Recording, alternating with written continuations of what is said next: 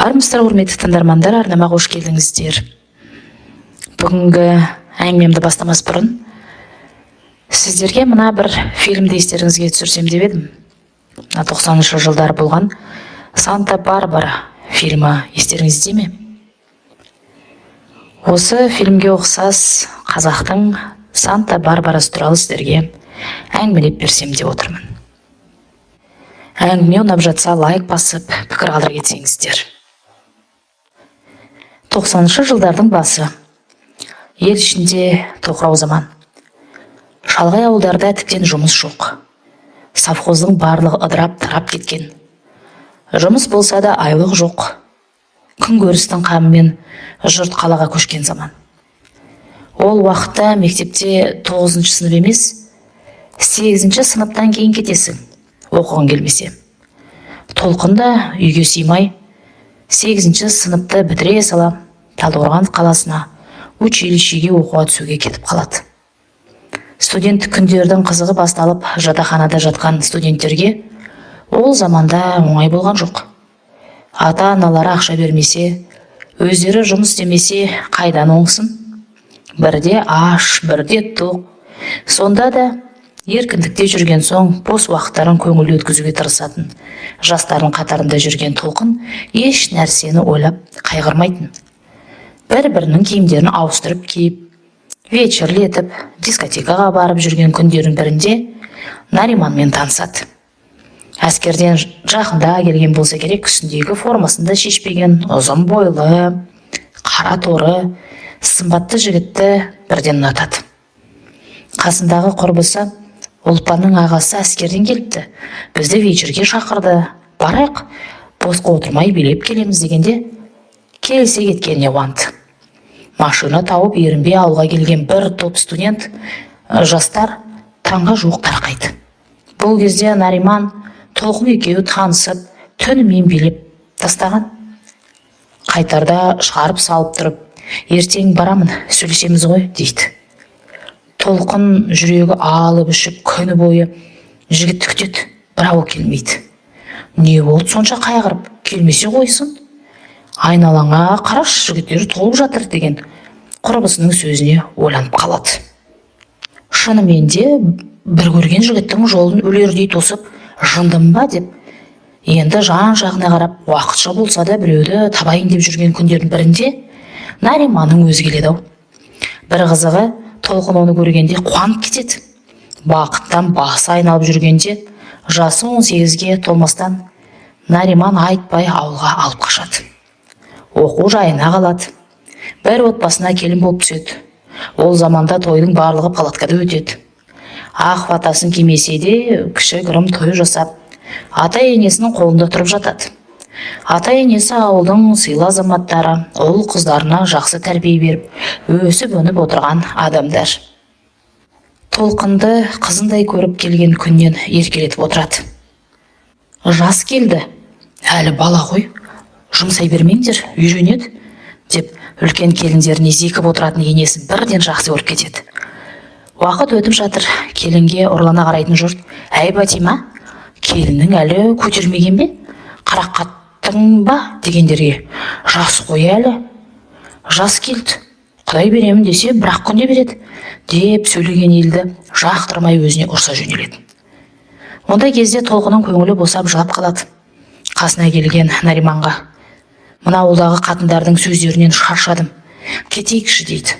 Кеткенде қайда барамыз? Алматыға барайық, елдің барлығы кетіп жатыр ғой, бізде бір күнімізді көреміз дейді. Ауылдан алыстап көрмеген Нариман үндемей құтылатын. Арада 5 жыл өтіп, інісі үйленеді. Жас келін түсіп, Толқынның қолын сұрады. Бір байқағаны, енесі жас келіннің ас түсіне түсіп, бәйек болып жүрген байқайды. Далаға шыққан сайын, иығыңа бірдеңке ілес шықсаңшы, жылы жүр. Не жегің келеді? Деп сұрап қояды әуелде. Ол одан сайын майысып, қалаған затын алдыртып жатады. Тіптен көп сөйлемейтін атасы да келіне жесін деп алма беріп жатқан көріп қалады. Ішіне шоқ түскен Толқын тырысты да қалды. Тырыспағанда осы уақытқа дейін өзін еркелетіп жүрген адамдардың назары басқаға оған көтере алмады.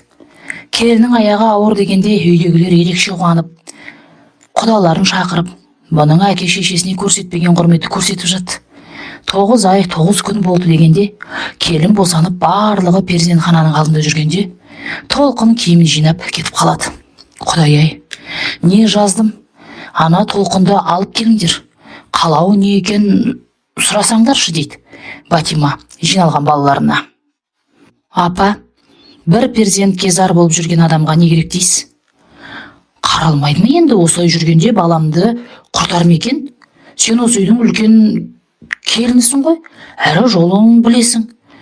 Екеуін жетелесеңші біраз, апаратын жерлерге апар, қарат. Ақшадан қиналма, беремін деп, үлкен келіні Дариғаға тапсырды. Мен мына үйді, жас келінді тастап ешқайда шыға алмаймын енді. Сен ретте, деп, Алматыда тұратын ұлы мен келініне Нариманды ілестіріп жібереді. Нариман Толқынды іздеп келгенде бірден қабылдамайды. Мені қайтесің? Басқа ел тауып ал, бармаймын үйге. Үйге бармасаң барма, бөлек шығамыз. Өзің айтқандай Алматыға барамыз, десе де көнбейді.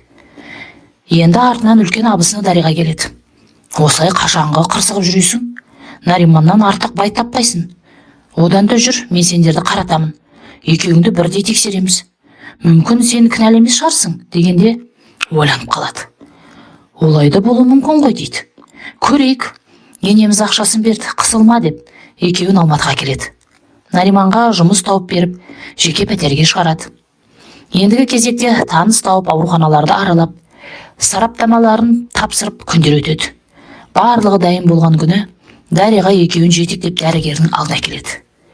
Бір бума қағазды ұстап отырып, сөйлеп отырған дәрігер сөзінің соңында: барлығына кінәлі сіздің тарапыңыздан, деп Нариманға қарайды.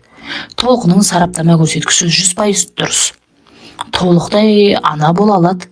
Сіздің сараптама көрсеткіштеріңіз төмен, деп өзінің медицина тілінде бірдеңкелерді айтып кетеді.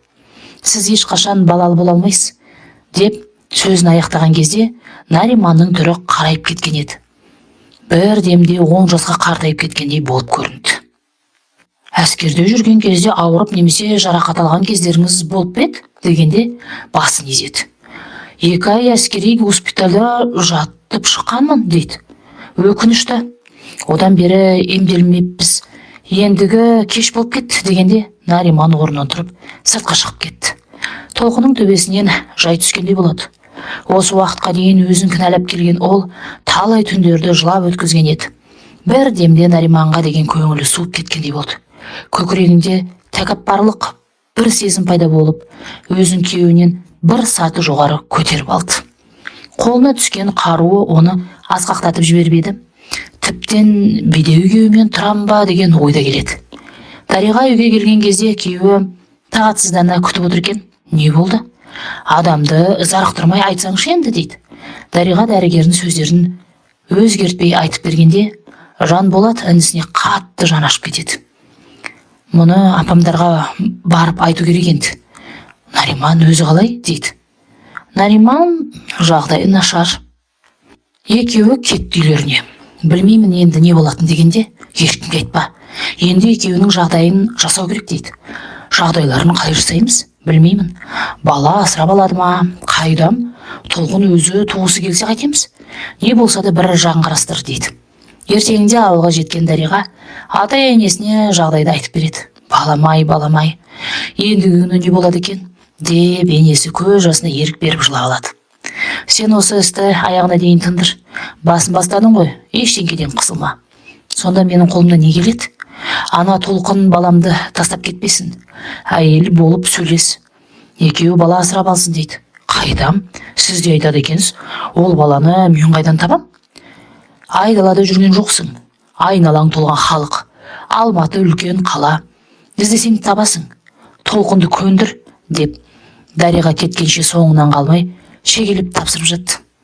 Бұл күндері Нариман Толқын екеуі көп сөйлеспейді. Аралары суып кеткендей. Нариман бірдеңке десе Толқын атылуға дайын тұр.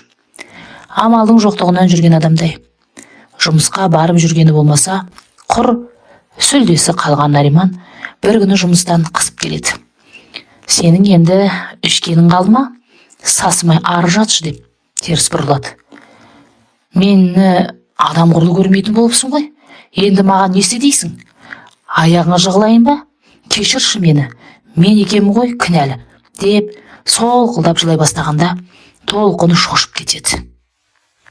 Еркек адамның жылағанын бірінші рет көрген ол, оған жаны ашып, қой жыламашы, болды дедім, деп басынан сипай береді. Бір шетінен өзі ұнатып, таңдап жастайынан тиген байы, жүрегі жібіп, жанашырлық танытады. Дариға келіп кеткелі Батиманың ұйқысы қашады. Үй жайын, сиырларын шалына табыстап жатып, мен енді қарап отыра алмаймын, шал. Мына үйіңе, малыңа ие бол. Мені Құдағиға барып келем, деп жолға шығады. Көптен бері көрмеген толқынның әке-шешесі жақсы қарсы алады. Бір жаманы Құдағи сырқаттанып жатыр екен. Ауырып жатқан адамға жағдайын айтып, қинайын ба деп біраз қиналады. Енді қайтсын, баласының қайғысы қабырғасына батып барады. Кетерінде ақыры жағдайды айтып кетеді. Құдағи келгелі қипақтап отырсың, бір айтарың бар-ау, дейді анасы. Күтіп отырғаны сол көз жасына ерік беріп жылап отырып Нариманның жағдайын айтып береді. Қабай-ай, болмаған екен, бейшара қызым қиналып жүр екен ғой, дейді. Қайтайын енді, ана болу әр әйелдің арманы. Ойласам жүрегім қарс айырылады. Сонда маған не дейсіз? Баламды тастамасын. Анасыз ғой, сіздің айтқаныңызды тыңдайды. Бала асырап алуына көмектесеміз. Әй қадам, қайдам-ай, қызым үшін жауап бере алмаймын, деп басын изейді. Менің де сіз сияқты балаңызға қалай жаныңыз ауырса солай жүрегім ауырып барады. Қайран қызым-ай, деп күрсінеді. Оны естіп отырған Құда орнынан ары-бері қозғалып бір жұтып алды да, қызыммен өзім сөйлесемін, барлығын өз аузымен айтсын. Қаламаса бір күнде қалдырмаймын. Үйге алып кетемін дегенде Батиманың көздері шарасынан шығып кете жаздады. Қойыңыз, Құда, мен сіздерге жалынып келіп отырмын. Баламның өміріне балта шаппаңыз, қанатын қайырмаңыз. Қайта толқынға басу айтып көндіріңіз. Бетін қақпай өзім бағамын. Бар жақсылықты соған жасаймын деп жалынып жалбарынып өлердегі сөзін айтып үйіне қайтады. Құда айтқандай-ақ көп кешіктірмей қызына жетіп барады. Әкесі үйге кіріп келген кезде толқын таңғалады. Әңгімені бірден бастай алмай отырған әкесі қипақтай берді. Оны сезген Нариман, толқынды алып кетуге келдіңіз бе? Деді. Иә, дегендей басын изейді. Мен тек сенен өз аузыңнан естуге келдім. Анаң ауырып жатыр, үйге барып қайтпайсың ба? Деді. Толқын кетіп бара жатып, анамның қал жағдайын сұрап келейін, уайымдама, келемін, деді. Үйіне келген кезде анасы шынымен төсек тартып жатыр екен. Қасында біраз күн болғанда айтқаны, қызым, осылай менің қасымда жата бересің бе, үйіңе қайт. Күйеуің күтіп отырған шығар. Сен жақсы жерге келін болдың. Мына заманда ел күн әрең көріп, нан әрең тауып отырған кез. Нариманнан артық бай таппайсың. Менің ақылымды тыңдасаң, осы бай отбасынан айырылма. Олар сені өлтірмейді. Қалған тірлігіңді енді өзің білесің, дегенде толқын таңғалады. Үндемей үйіне қайтып келгенде Нариман қатты қуанады. Толқынды қатты құшақтап алып сүйе береді. Рахмет, рахмет, ешқашан бетіңнен қақпаймын, дейді. Толқын бірақ қандай сезімде тұрған білмейді. Жіпсіз байланып ол да Нариманға қосылып бір жылап алады. Енесі қақсап жүріп Дариғаға тыныштық бермеді. Сұрастырып жүріп бір жаңадан туған ұл баланы тауып алады. Жас қыз жолдан ұл туып, жасырынып отырған жерінде ортаға Дариға түсіп, атасының берген бір қойы, аздаған ақшасы бар, әлі баланы Нариман мен Толқынға алып береді. Тіпті туралы куәлігінде жасап, олды өзі туғандай болып, Толқын ауылға келгенде, Батима немерелі болдым деп көрші оғланға тойды жасап береді. Немеремнің аты Аңсар, аңсағанды жеткен баламыз деп атасы өзін атын қояды. Арада бір жыл өтіп, қаннен қаперсіз үйлерінде шай ішіп отырғанда қаладан Дариға келеді. Амандық сұрап, бала шағаны түгендеп болған соң, иә, тағы не жаңалығым бар қалада, деді атасы. Жаңалық болғанда сол, мен айтсам шошитын шығарсыздар, дегенде екеуі таңдана қарады. Не болды сонша, айтсаңшы? Толқын босанып алды, ұл тапты, дегенде атасы ішіп отырған шайына қақалып қалды. Қып қызыл болып кеткен енесі Бәсе, өткенде Нариманың жалғыз келгені жаман еді дегеннен басқа ештеңе айта алмады. Уақыт бір орында тұрсын ба, арада 2 жыл өткенде үйлеріне қыздары Ұлпан келеді. Есіктен кіргеннен әкесі мен шешесіне соңғы жаңалықты айтуға келдім, көріндіктеріңді дайындай беріңдер дейді мысқылдай сөйлеп. Мынаға не болған? Жұмбақтамай айтатыныңды, деді Батима қызына жын ұстап. Келіндеріңіз қыз тапты. Қай келін? Толқын қыз туып алды дегенде екеуі сөйлей алмай сілейіп отырып қалды. Бұл қатын ағамды әбден басынып бізді қара бет қылып болды. Бетім-ай, бетім-ай, қай бетімді шымшимын. Мен ол қатының шашын жұлып қолына ұстатамын. Ағама қарамаймын дегені сол еді. Өшірініңді, өшір, араласпа. Не істесе де өздері біледі, дейді Батима. Қалай? Осылай тайраңдатып қоямыз ба деп таңдамай жұлқынып шығып кетеді. Қатын өзінікі, не істесе де өздері біледі. Ерлі зайыптылардың арасына түспей дегеніне қарамайды. Қасына Дарияғаны ертіп алып Нариманның пәтеріне кіріп барғанда Толқын бала еміздіріп отыр екен. Көрмегеніне біраз болған Толқын босанған соң ерекше әрлене түскен бе әдем болып кетіпті. Өзіне тесіле қарап тұрған Ұлпанға бауы берік болсын демейсің бе? Маған жылы сөзіңді аяйсың ба дейді. Нариман қайда? Жұмыста. Ұятсыз қатын екенсің. Қай бетіңмен ұялмай сөйлеп отырсың? Ағаңнан асып қайда барасың? Тусам өзім үшін тудым. Балаң жоқ емес, бар еді ғой. Иә, аңсарымның жөні бөлек, тұңғышым, қуанышым. Бірақ өзің туғанға не жетсін? Құрсағында 9 ай көтеріп, тас омырауыңды жібітіп, жатырыңнан шыққан бала басқа ғой. Мен де ана болып сезінгім келеді. Оның несі айт? Сен мына бізді, ағамды ойламадың ба? Ойласаң өзің ойла. Мен сен үшін өмір сүрмеймін. Саған сөз өтпейді екен, деп Ұлпан қанша жерден жынданса да былқ еткен Толқын болмады. Көп ұзамай Батима өзі келеді. Нариман мен Толқынды отырғызып қойып әңгімесін бастайды. Балам, Алматыны көрдің ғой. Істеп жүрген жұмысыңның түрі анау. Ішкен тамағының артылмайды. Әлі пәтер жалдап тұрып жатырсыңдар. Апа, енді қайтемін? Қазір жұмыс табу оңай емес. Сендерді әкең шақырып жатыр. Ауылға қайтыңдар. Ауылға барғанда не істеймін? Далада қалмайсың. Бейсеннің фазендасына барасыңдар. Ағасы көмектес, деді. Ол қазір мал ұстап отырған жоқ па? Одан да сол ақшаны саған төлесін. Ананың қалаға кетемін дейді. Оныкі енді дұрыс. Оқыған келініңде дипломы бар. Екеуі ауылда құр болмай қалаға барып жұмыс істесін деп отырмын. Сіздер қайтесіздер? Біздің қолға Бейсен келеді. Балалар өсіп қалды. Бірінен соң бірі енді мектепке барады. Гүлжанатты қолыма аламын. Сендер балаларыңмен фазендаға орналасасыңдар. Сондағы Ұлпанның шешесіне кекете отырып айтқаны. Екеуін фазендаға тығып, ана қатын сабасына түседі деп отырсыз ба? Аяғына тұсау салдым, енді қозғалмайды деп отырсыз ба? Қайда отырса да тыныш отырса болды емес пе? Апа, бір көрген қояды деп кім айтты сізге? Басымды қатырмай үйіңе бар. Олардың арасына түспе. Көнсем балам үшін көнемін. Жоқ, әлде ағаңның бұзылып алқаш болып кеткенін қалайсың ба? Одан да көз алдымда тірі жүрсін. Ауыздарыңды ашпаңдар, деп барлық балалардың аузын жабады. Қыс айларының бірінде өздері айтатындай ата-енелері отырған үлкен үйде Құдай тамақ беріледі. Батиманың барлық 5 ұлы келіндерімен, қызы Ұлпан күйеуімен жиналады. Барлығы қызмет етіп қонақ күтеді. Ел аяғы тарқаған кезде бұлқан талқан болып жүрген Ұлпан: жоқ, сендер көрдіңдер ме? Нервім қозып тұрғаны? Ұрыс жанжал шығарып берейін бе? дейді тістеніп. Қой, оның ұят болады. Той емес, Құдай тамақ беріп отырғанымыз. Бата жасалды, ұрысты қайтесің, деді Дариға басу айтып. Ана түрін қарашы, баланы көтеріп жүрген түрін. Оңбаған қатын, басына орамалды тақпаған. Қайтесің енді, тыныш келіп, тыныш қайт. Кеткен қыз араласпайды. Жеңгесіне көзін аларта қараған Ұлпан жұлқынып жүріп жинала бастады. Нариман шынымен де кішкентай бір жастан асқан қызды келгелі қолынан түсірмей көтеріп жүр. Арасында Толқынға іш, же деп бәйік болады. Өзін еркін ұстаған Толқын еш қысылмастан дауысын сыңғырлата қайнағаларының қасына әңгіме айтып отыр.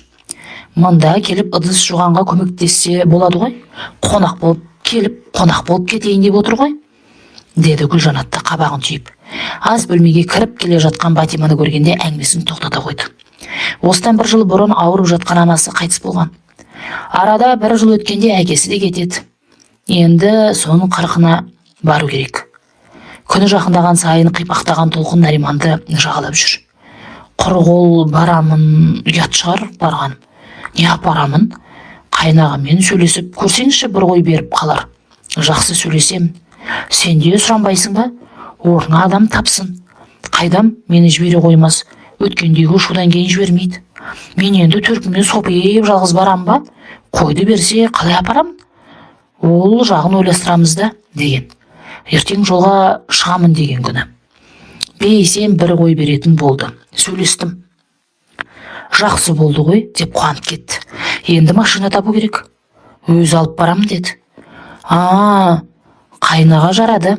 Онда мен дайындала берейін, деп жинала бастады. Келесі күні Бейсен екеуі машинаның артына 1 қойды салып алып жолға шықты. Төркініне барып, қойын беріп, қырқын өткізіп болған соң, енді екеуі жолда ауылға қайтқан. Қайнағасының қасына отырып алған тура бір өзінің бай сияқты. Ұзын қою шаштарын жинамай жіберіп тастаған. Үстіне киген жаздық көйлегі де тым келтиеді. 2 тізесіне жетер-жетпестен желпілдеп отыр. Арасында жоғары түріліп кетеді. Одан қысылып отырған Толқын жоқ, көздерін төңкеріп жіберіп, қайнаға сізге рахмет, мәртебемді бір көтеріп тастадыңыз.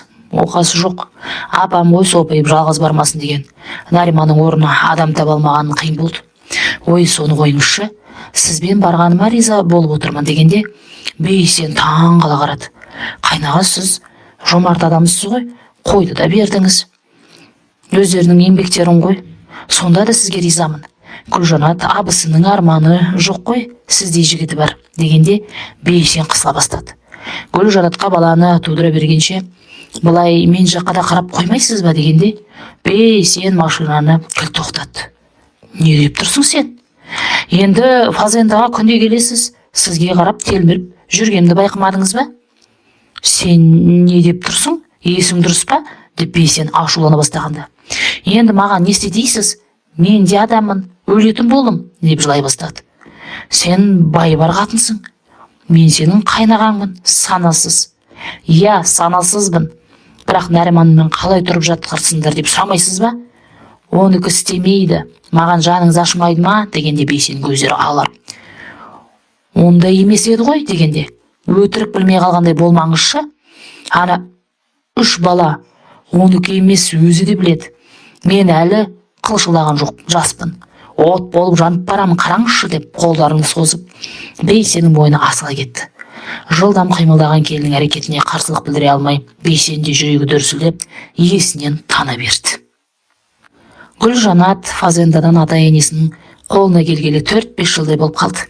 2 қабатты үлкен үйдің тірлігі бітпесе де, 7 баласы бар әйел таңның қалай атып қалай батқан байқамайды. Оның арасында қатал мінезді енесі бар. Қашан болсын бір нәрселерге көңілі толмай отырады. Атасы ғана 5 уақыт намазы бар, сабырлы адам еді. Соңғы кездері Бейсен үйде тұрмайтын болып жүр. Фазендада қонып қалатын кездері көп. Осы бұрында сол фазендада тұрдық қой, дәл осылай ұзақ жүрмейші едің, дегенде, ол бұрын болған. Қазір малдың саны көбейіп жатыр. Ана жылқылар 1 үйір болса, қазір 2 үйір. Балалар өсіп жатыр. Малды көбейтпесек болмайды, дегеніне сеніп, ол да дұрыс екен деп қойған. Сонда да Бейсеннің жүріс-тұрысында мінезінде бір өзгеріс бар екен байқады. Бірақ ажырата алмады. Бейсен болса мүлдем өзгеріп алған. Үйіне қайтқысы келмейді. Үйге келсе Гүлжанатқа қарағысы келмейді. Бұрын қалай тұрғанмын деп ойланып қояды. Жылда бала туып өзіне қарауды ұмытқан Гүлжанат шынымен де өз жасынан үлкен көрінетін. Шаштары да сабан сияқты қоқиып қалған. Камажының сыртына нәскиге салған. Сөлпеген мына бір көйлегін тастамай киетін тағы бар. Өңі кетіп Гүлжанатты одан сайын қартайтып тастаған. Қашан болсын ерте тұрып кеш жататын Гүлжанатты тіпті кейде іздемейтін болды. Қайта аңсары фазенда жаққа ауып тұрады. Жеткенше ашылады. Толқын өзін көргенде: қайнаға, келіңіз, тамақ жасап қойдым. Нариман малға кетті, кешке бірақ келеді. Бүгін асықпай қайтсаңызшы деп құшағына кіріп кеткенде Бейсен есінен танатын.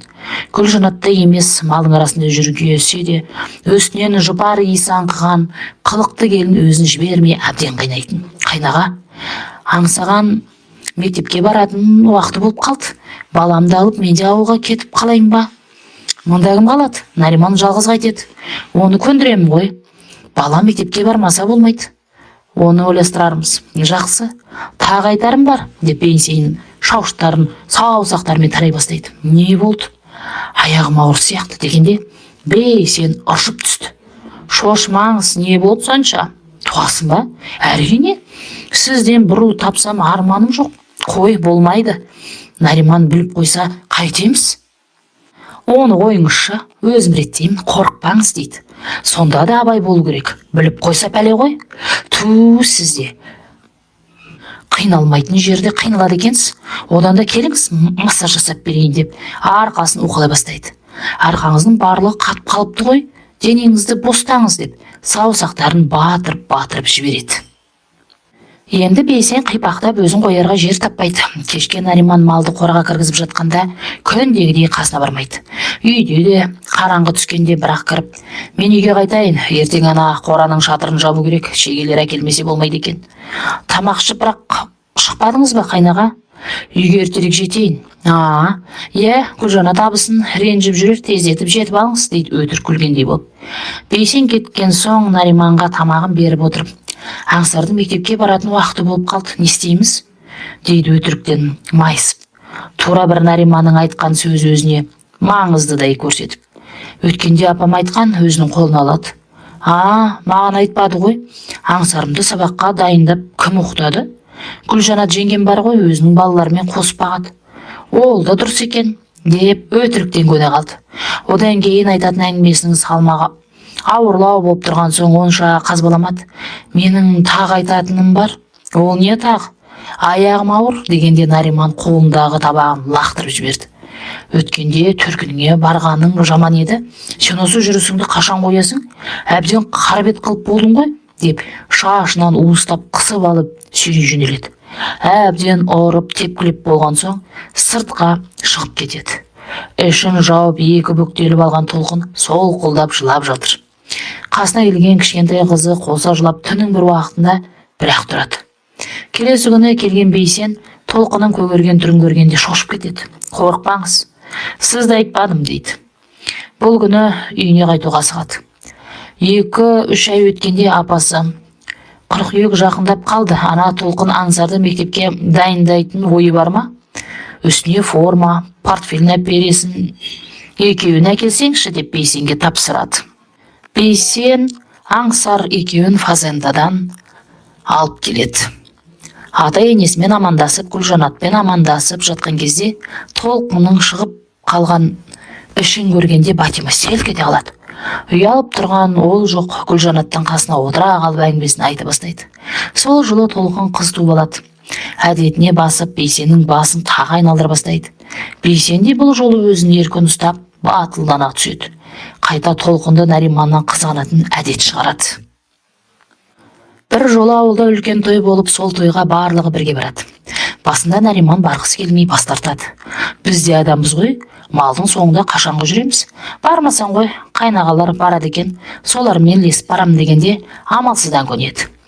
Енді той дастарханда бұлар басқа үстелге отырып қалады. Міне сол кезде Бейсеннің екі көзі Толқында. Үстіне киген қызыл көйлегі өзіне жарасып тұр. Ұзын қара шашын желбіретіп жіберіп тастаған. Елінің барлығымен күліп сөйлесіп, екі көзінен от шашып тұр. Арасында ортаға шығып, жолқынып билегенде толықша денесі бұралаңдап қараған кезде көзі өз-өзіне еліктіреді. Көпшілік ортада өзін соншалықты еркін ұстайды екен. Нариман болса қасында отырып алып барынша қызмет етіп отыр. Қолын иығына асып арасында өзіне тартып қояды. Бір кезде екеуі ортаға шығып вальс билеп жүр екен. Нариманның құшағындағы Толқынды қарап отырып қызғанған Бейсен сыртқа шығып кетеді. Оны байқап қалған Толқын той біткенше Нариманға кенедей жабысып, күйеуін қазір көрген адамдай кейіп танытады.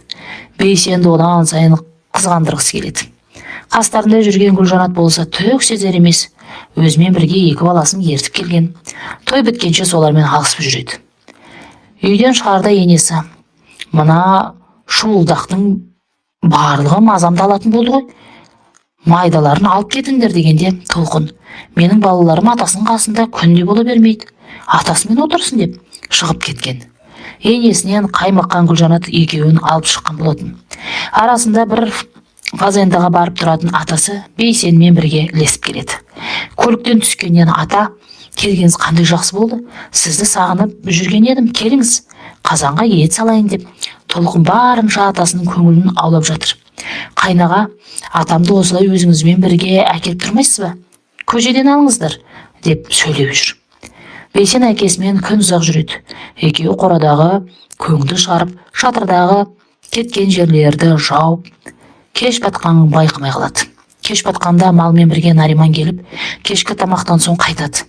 Келесі күні Батима, шалы екеуі тапшанда оңаша асықпай шай ішіп отырғанда, шалы сөз бастайды: ана Толқын қайнағасына біртүрлі жалпақтайды дейді. Жалпақтағаны несі? Қайнағасы болған соң сыйлағаны да, жоқ олай емес сияқты. Енді қалай сен де бірдеңкені бастайсың? Жалпаңдап оның алдында өзін тым еркін ұстайды екен дегенде, Батима бетін шымшыды. Қайдағыны бастамай тыныш отыр, Гүлжанат естімесін деді сыбырлап. Өзі не істерін білмей терең ойдың жетегінде кетті. Көзге қарай Толқынның іші тағы да домаланып шыға келді. Нариман қап-қара болып тотығып, өзіне өзі демалыс жариялап, малға шықпай жатып алды. Тек Бейсен ғана риза. Нариманның қасына көмекші алып, жұмысын азайтқандай болды. Жаман емес, малдың саны артып жатыр. Енді қымыз сатсақ та болады. Мен жұмысқа тағы адамдарды қарастырамын. Арасында малды сойып сатсақ та болады. Базарға ет таситын көмекші керек. Базарға етті өзің тасисың ғой, деп Нариманға қарады. Сендерге айтар жақсы жаңалығым бар. Ауылдан таңдап жүріп бір үй алсаңдар да болады дегенде, Толқын: шын айтасыз ба? Біздің енді өз үйіміз болады ма? Бұйыртса болады, онда мен өзім таңдаймын. Жүр бірге барайық деп жатқан Нариманды сүйрей жөнелді. Таңдап жүріп ауылдың ортасынан, ата енесінің үйінен бір көше төмен жерден үй сатып алады. Содан бері Нариман, Толқын екеуі өз үйлерінде тұра бастайды. Фазендаға басқа жұмысшылар алынады. Уақыты келгенде Толқын тағы бір ұл Бейсеннен туып алады. Осы уақытқа дейін үлкен балаларын Гүлжанат қарап, мектепке апарып жүргесе, енді 5 баласын да қолына алады. Толқын босанғалы бері Батиманың мазасы кетеді. Не ойларын білмей, кіммен сөйлесерін білмей, есі шықты. Ақыры жүз ойланып, толғанып, бір оңашада Бейсеннің өзімен сөйлеседі. Сен бала не бүлдіріп жүрсің? Не болды апа? Жүгермек, ана Толқынның соңғы тапқан баласы сенен аумайды ғой. Енді бір тұқым ұқсаса ұқсайды да. Олай жалтарма маған, мен барлығын білем. Не бар араларыңда? Деп сұрақты төтесінен қойғанда, Бейсен жиырылып қалды. Айт деймін, деп бақырды. Шешесінен құтылмайтын біліп, менің балам деді. Ана қызды да осында келгенде туып еді, ол да сенікі ме? Баласы басын изегені сол еді, қолындағы таяғымен ұра жөнелді. Өлтірдің ғой, сорлы өлтірдің ғой, басқа қатын таппадың ба? Туған бауырың ғой ол, өлтірдің деп еңкілдеп жылай бастады. Қойыңшы апа, ауырттыңыз ғой, бала емеспін, араласпаңыз, барлығын өзіміз шешеміз деді. Жолама оған, қайтып жолаушы болма, оны енді өзім шешем дегенде, бетін шымшыған Батима: тағы бір бала таптырайын деп тұрсың ба? 7 балаң бар, Гүлжанат біліп қоса қайтесің? Апа, мен одан енді бас тартпаймын, деп апасын таңдамай кетіп қалады. Отырған орында Батима қалады. Аспан айналып жерге түскендей, тіпті басын көтере алмай жатып қалады. Енесінің мұндай әдеті жоғын білетін Гүлжанат Бейсенге: апам ауырып жүрме, жата беретін болыпты деді. Жасы 80-ге келді, оңай дейсің бе? Шаршап жүрген шығар деп құтылады. Келесі күні Нариман қалаға кетті дегенді ести сала, Батима Толқынға келеді. Енесінің жай келмегенін түсінген Толқын үнсіз отыр. Менің босағама келгенде өлбіреген бала едің.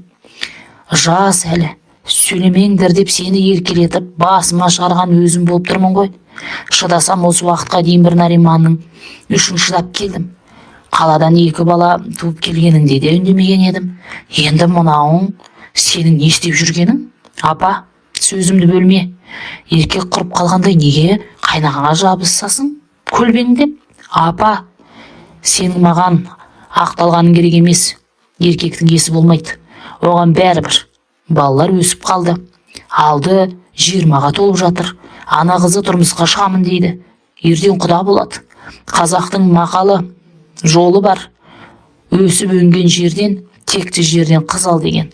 Ана қыздың жолын байлап барған жері бетіне басса қайтесің? Мына жүрсіңді тоқтат. Қайтып балама жолаушы болма. Осы уақытқа дейін Нариманымды ойлап қайғыратынмын. Енді басқасын ойлап жүретін менің жағдайым жоқ. Тоқтатпасам көресің деді де орнынан тұрып шығып кетті. Артта қалған толқын кеудесін бір өкініш кернеп қимас затынан айырылғандай күйде болды. Бейсен бір келгенде қайнаға апам келді ғой деді. Білемін, менімен де сөйлесті. Біз осымен тоқтатайық. Ол кісі маған қатты айтты. Көреміз деді де баласына қарап тұрып, Нариманды әке дейді ма деді. Балалардың барлығы әке дейді. Мені кім дейтін болады деп тұрып шығып кетеді. Арада 8 жыл өтеді. 8 жылда біраз өзгерістер болады. Бейсен мен Толқынның ұлы Мирас 8 жасқа толады. Бейсеннің 20 жастан асқан үлкен қызы тұрмысқа шығады. Құда-құдағилы болады. Келесі жылы ұлы үйленіп той жасайды. Енді Гүлжанат екеуі жастары 50-ге келіп немере сүйіп отыр. Фазендадағы жұмыс өрге басып жағдайлар жақсы. Қора толған мал, астында қымбат көлік. Барлығы осылай жақсы болып жүре берелмеді. Кім білсін, барлығын тұрмыстағы қыздары Фарида құртады. Үйдегі келін босанып, ұлды болады. Немерелерінің 40-нан шығарып туысқандар арасында той жасайды. Той бітіп, барлығы тарқаған кез. Үйде қалған бөтен ешкім жоқ, өздері ғана. Енді өздері отырып бір шай ішпекші болып дастархан басына жинала қалады. Үйге жүгіріп кірген Мирасты балалардың бірі аяғынан шалып құлатады. Жерге құлаған бала доуылданып жылай бастайды. Ас үйден шыққан Гүлжанат Мирасты жұбатып бетінен сүйіп, жылама балам, тұра ғой деп тұрғызады. Осы кезде әрең отырса керек Фарида баж ете қалады. Сүйме оны, кеудесі күндестің баласы ғой, жұбатып қайтесің дегенде барлығы жым болады. Сөздің төркінін түсінгендер түсінді, түсінбегендер аң-таң. Неге қарайсың маған? Өтірік жонды болып тұрсың ба? Бұл кімнің баласы екенін білесің бе? Дегенде Гүлжанат артқа қарай шегіне берді. Қызым болды, қой деп Патима сөйлеп бастап еді. Қоймаймын, ал қайтесіз? Бұл Толқынның папамнан тапқан баласы, анау қызы дегенде Гүлжанат құлап бара жатты.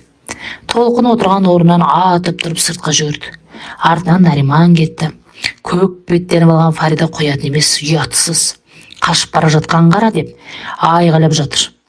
Осы кезде күйеу бала Фариданы сыртқа қарай сүйрей жөнелді. Машинаға салып алып кетіп қалды.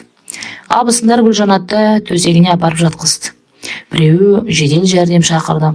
Ұзынан созылған үстелдің үсті тамаққа толып тұр. Бұл бұрқырап самауырын да тұр. Тіпті әкелген ыстық етте жайына қалды. Дастархан басында Бейсен ғана қалды. Жанболат кіші інісін ертіп Нариманға келеді. Бейсеннен ондайды күтпеген олар ашулы еді. Дарияға барлығын білетін болып шықты. Бірақ айтпаған. Үйге кірген кезде Нариман Толқынды сабап жатыр екен. Балалары қорыққандарынан үйге кірмегенді. Далада бір сөйіп тығылып қалған. Толқынның жан дауысы шығып жатқан соң екеуі келіп айырып алады. Қолдар дір-дір еткен Нариман теңселіп әрең тұр. Жанболат басу айтып тыныштандырды. Біраз уақыттан соң әңгімелерін бастайды. Біліп пе едің? Жоқ, күдіктенгенмін, сезетінмін. Жалпы барлық балаң сенікі емес қой. Мен онсыз да әрең жүрген адаммын. Тағдырыма көнген адаммын. Бұқа біреудікі болса да бұзау менікі деп балаларға бауыр басып қалдым. Өзімнің балаларым деп қабылдадым. Өсіріп, тәрбиелеп жатырмын. Енді не істейсің? Ештеңе істемеймін, өлейін ба? Ажырасқанда қайда барамын? Кімге керекпін? Деді, тістене сөйлеп. Жанболат інісіне басу айтып, қасында түнімен отырды. Таңға жуық үйіне қайтты. Гүлжанат келесі күні бүткіл бала шағасын жинап өмір бақи тұрған 7 баласын дүниеге әкелген үйден кетіп қалды. бейсен фазендаға барып жатып алды. Екі қабатты үлкен үйде жастары 90-ға жақындап қалған шал мен кемпір қалды. Арада бір апта өтсе де бір баласы не қызы келіп жағдайларын сұрамады. Барлығы екеуіне ренжулі. Бар бәлені біреу естиді, кінәлі бұлар. Болған оқиғаны дер кезінде тоқтатпағанына ренжіді ма, қолдары қалт-қолт етіп, газға шәугім қойып, шайларын ішкенге шамалары жетеді әйтеуір.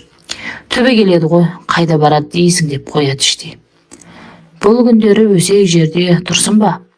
Бөткөл ауыл гуілдеп шулап кеткелі қашан. Көршілер де кірмей қалған еді.